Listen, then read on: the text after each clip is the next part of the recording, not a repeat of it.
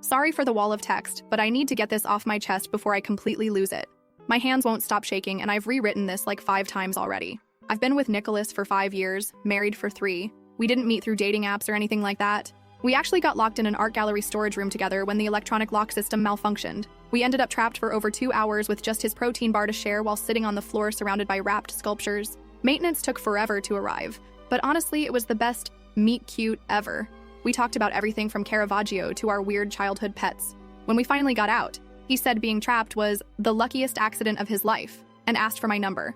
Life with Nicholas has been mostly good, TBH.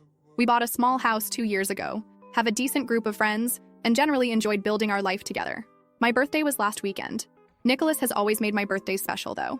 Last year, he surprised me with a weekend trip to Shenandoah. The year before, he organized this amazing dinner with all our friends. But 3 weeks ago, he told me he had this mandatory work retreat over my birthday weekend that he absolutely couldn't get out of. I was disappointed but tried to be understanding about it. He seemed genuinely upset about the timing and kept saying how his boss was being a complete jerk scheduling it over the weekend. He promised we'd celebrate when he got back, maybe even do a mini vacation. I believed him completely. Stupid me. The night before he left, he gave me a small gift, just a pair of earrings, and apologized again for having to miss my birthday. He kissed me and said he wished he could stay. I watched him pack all his business casual clothes and his laptop. He even packed those ridiculous team-building activity clothes companies always make you wear. I helped him pack. God, I'm an idiot. So my birthday weekend came and went. I spent it alone, ordered DoorDash, binged a couple seasons of that new show, and had a FaceTime call with my parents who wished me happy birthday. My mom asked if Nicholas was doing anything special for me, and I told her about his work thing. She seemed surprised, but didn't say anything else. Now I know why. On Monday, Nicholas came home with souvenirs, fancy chocolates, and a small bottle of wine from the retreat resort. He went on about boring meetings and team-building exercises, seemed tired but happy to be home. Everything felt normal. Then Kayla texted me out of nowhere. We're not super close, more like casual friends. So I didn't think much of it when she said, "Hey, call me when you're alone." I figured maybe something awkward happened or she needed to vent. When I called, she was quiet at first. Then she asked, "Is Nicholas home?" I said no. Then she goes, "Okay, I wasn't going to say anything, but I saw something on Instagram and I don't know if it means anything, but I recognized Tina." I didn't understand at first. Recognized her where? She sighs and says, "One of my mutuals posted a story from a spa over the weekend, just a chill pool video. But I swear to God, Nicholas and your sister are in the background." She sends me the screen recording, and there they were. Nicholas and Tina, my husband, my sister, in the background clear as fuck, his arm around her. She's leaning into him, he's rubbing her back. They're laughing, smiling, looking comfortable, looking happy, like a damn couple. Meanwhile, I was home alone on my birthday, thinking he was at some mandatory work retreat. God, I'm such an idiot. I watched that 10-second clip on repeat. Couldn't believe what I was seeing, but it was them, 100%. No question. He wore that same stupid vest I helped him pack. She had on the earrings I gave her. You literally cannot make this up. And all this time, they were at a spa together, holding each other like nothing else in the world existed. Like I didn't exist. I don't even know what burned more, the cheating or the fact that they didn't even care enough to hide. He didn't slip up. He didn't make a mistake. He just didn't give a damn. And I would have never known. Not unless some girl Kayla barely knows happened to post a pool story at the exact wrong time for them. I checked our joint account and found a $200 withdrawal from the Friday before, nothing labeled as spa or travel. I checked his personal account that I sometimes access for emergencies, but it showed nothing unusual. Then I remembered my birthday money. My grandma had mailed me $800 in cash, like she does every year. I'd tucked it into my wallet to deposit later, but when I checked, it was gone. Suspicious, I called the spa pretending I needed a receipt for expense reporting. The woman on the phone was incredibly helpful. She looked up the reservation under Nicholas's name, confirmed the dates, and said it was for their romantic weekend package for 2. The total, $1,950, paid with $800 cash and $150 from a credit card. I realized then, the cash was my birthday money. The rest? That $200 withdrawal I saw on our joint account. He must have used that to pay off the credit card after the trip. He stole my freaking birthday money to take my sister to a spa resort over my birthday weekend. I waited until Nicholas got home. I showed him the videos Kayla sent me. His face went white, then red. He started with excuses. Tina was going through a hard time and needed someone to talk to. He was just being supportive. I didn't say anything, just pulled up the spa reservation details on my phone and showed him. Then I asked about my birthday money. That's when everything changed. It was like watching someone transform. His face hardened, and he admitted taking the money, admitted everything. He and Tina had been seeing each other for months. Then he laughed while I started crying and told me I never deserved a gift anyway. And at least Tina knows how to keep a man happy. I walked to our bedroom and slammed the door. I could hear him on the phone after that, probably warning Tina that I knew. That was 3 days ago. I haven't spoken a word to him since. He's tried talking to me, switching between angry defensiveness and half-assed apologies. This morning he left for work like everything's normal, but grabbed his jacket roughly when I wouldn't respond to his goodbye. I haven't called my parents or confronted Tina. I haven't told anyone except Reddit. I feel like I'm walking through someone else's life right now. The thing that keeps replaying in my head isn't even the affair. It's him stealing my birthday money for their romantic weekend. Who does that? When I think about it, my hands start shaking again and I want to throw something. Last night, I found myself Googling divorce lawyers at 3 a.m. I've started screenshots of everything: the bank withdrawals, the resort confirmation, the photos, NGL. I have no idea what to do next. Should I confront my sister? Talk to my parents? Throw all his stuff on the lawn? Sorry for the super long post. I guess I just needed someone to hear this. Thanks for reading, if you made it this far. Any advice would be appreciated, especially from anyone who's been through something like this. First update. Hey, it's me again. I honestly didn't expect that many people to read or care about my first post. I wrote it at like 2 a.m., shaking and crying, just needing someone to hear me. I thought maybe a few strangers would say, that sucks, and I'd delete it in the morning. But the support, advice, and even just people validating that I'm not crazy, it meant a lot. Like, more than I can put into words. Anyway, it's been almost 2 weeks since I found out my husband was cheating on me with my sister. Still feels like I'm stuck in some weird nightmare. I said I'd update once I had a better idea of what I'm doing, so here we are. The first few days were a total blur. Nicholas and I were just existing in the same space, barely speaking. He kept trying to talk, saying, we need to have a conversation, or can we please just sit down? But I couldn't even look at him. I didn't want to hear more lies. I'd either walk away or pretend I had music in. I was numb. Then out of nowhere, my sister Tina texted me. Just this pathetic message. I'm sorry. It just happened. I didn't mean for it to come out like that. Like, girl, you didn't trip and fall into my husband. You chose this. Multiple times. Over months. You knew it was my birthday. You knew I'd be alone. You knew. And that's all you have to say? I didn't respond. I just sent the text to my mom with, ask Tina what this is about. I couldn't even deal with explaining everything yet, but I knew my mom would push her for answers. And wow, did she. Less than an hour later, my phone was lighting up nonstop. My mom, my dad, missed calls, texts, voicemails. I let it sit for a while, and then finally picked up. My mom was already crying when I answered. She said she'd called Tina, and Tina admitted to everything, that it had been going on for a while, and they'd caught feelings. I confirmed it, told her about the photos, the resort confirmation, the money, all of it. My mom was silent for a bit, and then asked if she should come over. I told her no, I needed time. My dad called next. That one hit harder. He barely said anything, just asked if I was safe, if I needed money, anything. His voice cracked halfway through, and I just started sobbing. I hadn't cried all day, but something about hearing my dad sound broken just shattered me. A couple hours later, our family group chat blew up. Tina told everyone, tried to spin it like some tragic love story. We tried to fight it, and we didn't mean to hurt anyone. Robert, our older brother, absolutely ripped her apart, called her delusional and selfish. Mom sent like 6 shocked face emojis and nothing else. Dad said he was profoundly disappointed. I muted the chat. I couldn't handle more emotional whiplash. Anyway, around then, I decided I needed to get my shit together. I called a friend who works at our bank and told her, lightly, that things were rocky and I needed to understand our finances better. She helped me look through our accounts. And that's when I realized the spa weekend was just the tip of the iceberg. Nicholas has been sneaky for months. Little withdrawals marked groceries. But nothing new was ever in the fridge. Work travel that didn't match his actual calendar. Turns out he had 3 credit cards I never knew about, all in his name. And on 2 of them, he added me as an authorized user, but set the delivery of cards and notifications to go only to his email and mailing preferences. He even told the bank not to issue physical cards for the additional user for simplicity. I never got a card, never got a statement. Didn't even know that was possible. But when my friend at the bank helped me pull the records, there it all was. Fancy restaurants I'd never been to, weekend Airbnb stays, a $300 necklace, bought 3 days before Tina's birthday. Like, seriously? I confronted him the next morning. He got defensive instantly, said I'm too controlling with money, and he needed freedom. When I asked about the credit cards, he said they were for emergencies. So romantic hotel weekends with my sister are now emergencies? I lost it. I threw his favorite mug against the wall, R.I.P. Darth Vader mug. He called me insane and stormed out. Haven't really talked since, other than him yelling or pouting. I booked a consult with a divorce lawyer the next day. She was calm, kind, and incredibly helpful. Told me what documents to gather, advised me not to leave the house yet, and said to start tracking what was bought with joint funds versus personal gifts. It felt overwhelming, but at least it gave me something to do. I also went to urgent care and got tested for STIs. All came back negative, thankfully, but it was humiliating explaining why I needed the tests. While all this was going on, Nicholas started love bombing me. Flowers, apologies. Let's go to therapy. We can get through this. When I didn't react, it flipped. Now I was not even trying. He'd go from fake sad to passive-aggressive to silent, depending on the hour. Then came the kicker. I came home early from work, power outage at the office, and heard him on the phone in the kitchen. He didn't hear me come in. He was telling Tina, just give her some space. I'm handling it. Once this blows over, we'll figure things out. I just walked in, grabbed my water bottle, and left. Didn't say a word. He knew I heard. He hung up fast, but didn't follow me. That night, I called my cousin Jason. He owns a rental house that's currently empty while he renovates.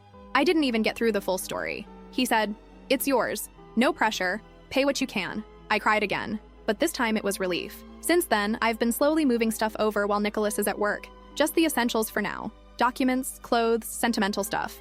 I've opened a new bank account at a completely different bank. I'm setting myself up to walk away clean. Last weekend, Nicholas ordered an expensive watch online, $2,100 paid for with our joint account. He claimed it was for work meetings to keep up appearances, but I knew it was just another attempt to stroke his ego in the middle of all this chaos. The delivery was scheduled for yesterday, when I'm usually at work, but I'd swapped shifts last minute and happened to be home when the courier rang the bell. I signed for the package and out of sheer curiosity and spite, opened it. And there it was, the shiny, absurdly overpriced watch. For a second, I thought about just leaving it on the table as more evidence of his reckless spending. But then I thought, why should I? This came out of our joint account. I didn't want to cause a scene or break any laws, so I looked up the store's return policy. Turns out, as long as the item was unopened and I could prove the purchase came from a joint account, they'd allow an in-person return for refund. No questions asked. I drove to the nearest branch the same day with the receipt from our online banking. The clerk barely blinked, scanned the barcode, confirmed the transaction, and processed the refund right there. The money went back into our joint account within the hour, but I'd already set up account alerts and knew exactly when to move my share into my new bank. He probably wouldn't even notice until the next time he tried to flex. Nicholas is away at an actual work conference right now. He has no idea that the house is half empty, that I've got divorce papers drawn up, or that he'll be walking into the ugliest wake-up call of his life. I don't know what happens next. I'm terrified. I'm pissed.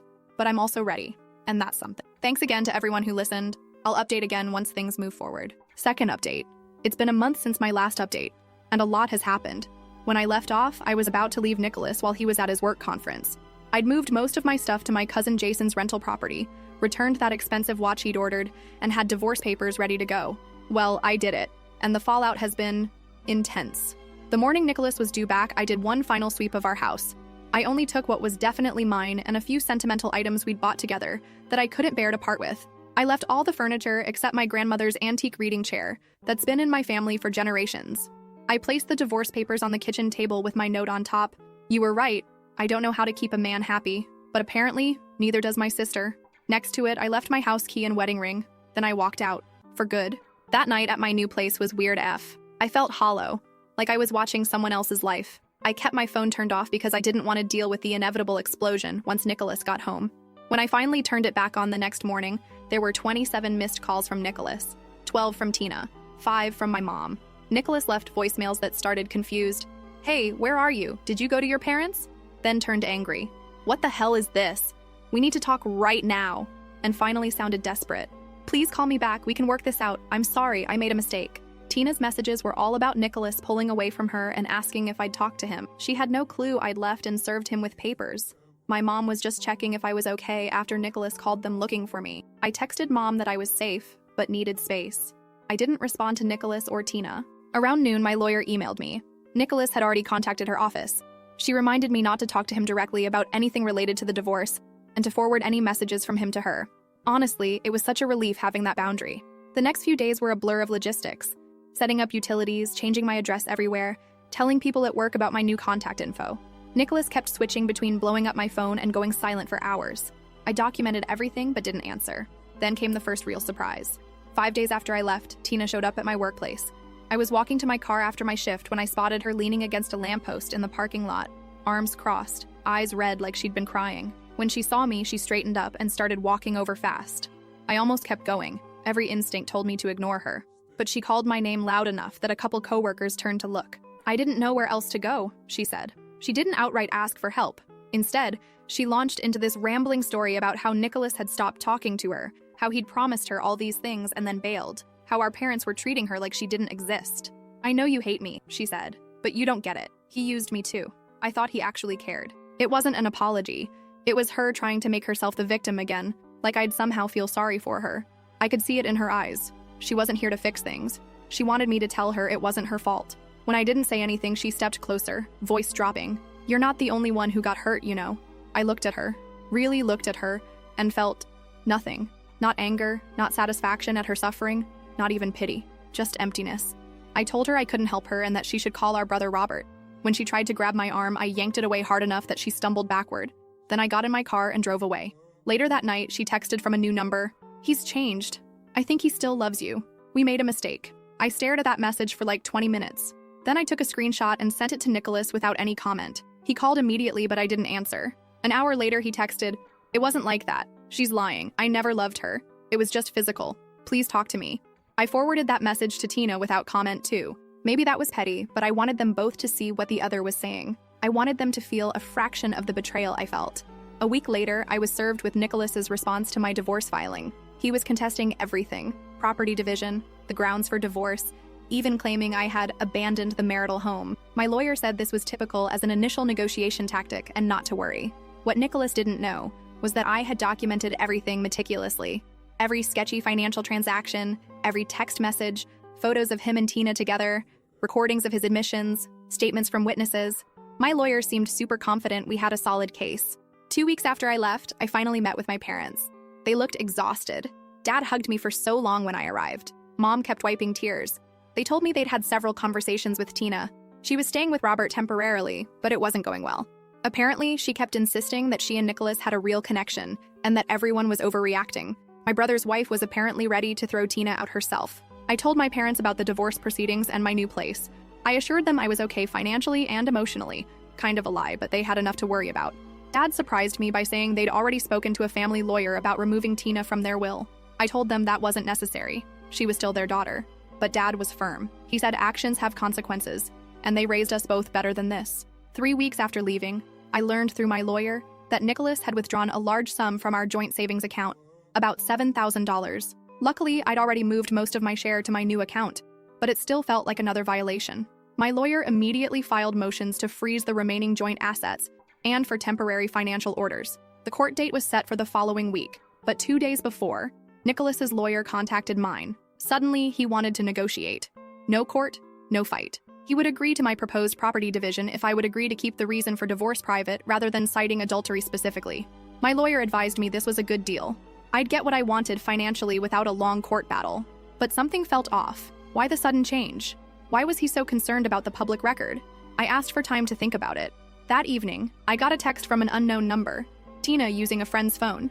Nicholas's boss found out about us. He's in trouble at work. Please don't make things worse for him. And there it was. Nicholas's work had a strict policy about personal conduct, especially for someone in his position. If the divorce cited adultery with specific details, it could affect his job. That's why he suddenly wanted to settle. I told my lawyer I would agree to the terms with one addition. Nicholas would be responsible for all legal fees, including mine. His lawyer countered, we negotiated, and finally settled on him paying 80% of all fees. The papers would be signed the following week. Yesterday was actually the first day I didn't cry at all. Not once. I went to work, had lunch with a coworker, came home, made dinner, watched a show, and went to bed. Normal things. Small things. But they felt like victories. This morning, I woke up to 15 missed calls from that same unknown number Tina had been using. I haven't listened to any of the voicemails. I don't need to hear her excuses anymore. This afternoon, I was grocery shopping when I got an email from Nicholas's company. Not directly from HR, but from their legal department. Apparently, Nicholas told them I was spreading false rumors about him at work, including claims of infidelity. The email was framed like a basic fact check. They said they were conducting an internal review and wanted to confirm whether certain allegations were true. I stared at that email in the middle of the cereal aisle for so long. An employee asked me if I was okay. When I got home, I sent the email to my lawyer immediately. She called me 10 minutes later and said we'd respond officially, but carefully. Together, we drafted a brief statement confirming that I had filed for divorce based on clear evidence of infidelity and that I had no involvement in spreading personal information at his workplace. We attached screenshots and a redacted version of the spa receipt, just enough to make the point. We kept it factual, professional, and short. An hour later, we got the standard out-of-office reply. So now I wait. My brother Robert called this evening to check on me and mentioned that Tina had finally moved out of his house yesterday. Tina's now staying with a friend, though Robert doesn't know which one. He said she left a mess in their guest room, stained sheets, makeup all over the bathroom counter, and even a small burn on the carpet from a straightening iron. While we were talking, I got a notification that Nicholas had posted on Instagram for the first time in weeks. It was a photo of a whiskey glass with some deep quote about weathering storms and finding yourself. I almost laughed. What's wild is that 6 weeks ago, that post would have devastated me. Now it just seems pathetic. The man who laughed while I cried, who stole my birthday money to cheat with my sister, who told me I didn't deserve gifts. Now he's posting sad boy content on social media. I'm still staying at Jason's rental place, but I've started looking for my own apartment. I've been browsing FB Marketplace for secondhand furniture and signed up for one of those meal kit services so I'm not just eating takeout every night. Tomorrow, I have a meeting with my lawyer to review the final settlement agreement before Nicholas signs it next week. She thinks we've covered everything, but wants to double-check there are no surprise assets or debts we've missed. I know the road ahead is still long. The divorce will take time to finalize completely. Nicholas and Tina wanted to play adult games. Now they're facing adult consequences. And that feels like justice. Last update. So many of you have DM'd asking for updates, and I've been meaning to post one for a while. I promised a final update once things were settled, so here goes. First off, the divorce was finalized last month. Nicholas eventually stopped contesting everything once his company started investigating him. In the end, our assets were divided mostly as I initially proposed. I kept my retirement accounts and personal belongings. He kept the house, but had to refinance to remove me from the mortgage and pay me my share of the equity. We split our joint savings minus the $7,000 he had withdrawn, and he was responsible for 80% of all legal fees as agreed. The whole thing was expensive and draining, but ultimately fair. The most unexpected thing happened the day we finalized everything at the courthouse. Nicholas asked through his lawyer if we could talk for 5 minutes. My lawyer advised against it, but I was curious what he could possibly have to say, so I agreed as long as we stayed in the courthouse with security nearby. He started by saying he wasn't trying to win me back, but he needed me to know he recognized how badly he messed up. He asked if we could eventually be on speaking terms. I said probably not, but that I wished him well. That last part wasn't entirely true. I don't wish him ill exactly, but I don't particularly wish him well either. I just want him to stay in my past. As for Tina, that's more complicated. After getting kicked out of Robert Place, she bounced between friends' couches for a while. Most of them got sick of her after a couple weeks. According to my mom, she'd stay up late drinking wine and crying about how unfair everything was, but wouldn't actually do anything to improve her situation. She eventually moved back in with our parents about 3 months ago.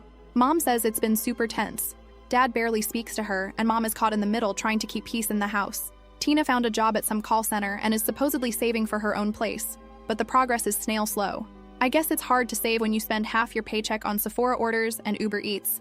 We still haven't spoken directly since that day in the parking lot at my work. She sent countless texts from various numbers after I kept blocking her. They've evolved from defensive, "You don't understand what Nicholas and I had," to desperate, "Please talk to me, I miss my sister," to resigned, "I know you'll probably hate me forever." I haven't responded to any of them. My extended family knows something happened between Tina and me, but not all the details. Most haven't pried, though my grandma, the one who sent the birthday money Nicholas stole, cornered me at Christmas and told me that whatever Tina did, I should remember that forgiveness heals the forgiver more than the forgiven. I nodded and changed the subject. Love Grandma, but she doesn't understand that some betrayals can't just be forgiven with a hug and a prayer. As for me, I'm doing okay. Better than okay sometimes. I found my own apartment 2 months ago. A small 1-bedroom with good natural light and a tiny balcony. Last week, I went on a 3rd date with a guy I met through a friend. He's a radiologist at the children's hospital across town. He knows the broad strokes of my story and hasn't run away screaming yet. We're taking things extremely slowly, but it's nice to remember that not all men are trash. The most surprising development has been my relationship with my brother Robert. We were never particularly close growing up, 5 years apart and with totally different interests. But throughout this whole mess, he's been my biggest defender. When Tina tried to paint herself as the victim at a family dinner I wasn't attending, he apparently shut her down so thoroughly that she left the table crying. He calls me weekly just to check in, and his wife has become like the sister I feel I've lost. A few weeks ago, I ran into Nicholas at Target. I just nodded politely and walked away. Later, when I went to check out, the cashier told me someone had paid for my items. I knew it was him. I donated the exact amount, $74 and change, to a shelter that afternoon. I didn't want anything from him. The money from the watch return that I mentioned in my last update, I used it to book a solo trip to Costa Rica next month for my 30th birthday. I'm going to stay in a little beachfront cabin. I deleted my old Instagram, too many memories with Nicholas and Tina, and created a new private one with just close friends. I've been learning to cook actual meals instead of living on frozen dinners. I don't know if Tina and I will ever repair our relationship. Some days I think the sister I loved died the moment she chose to betray me. Other days, I remember the little girl who used to follow me around asking to borrow my clothes, and I wonder if something of that bond remains buried under all the hurt. Maybe time will tell, but I'm not rushing it.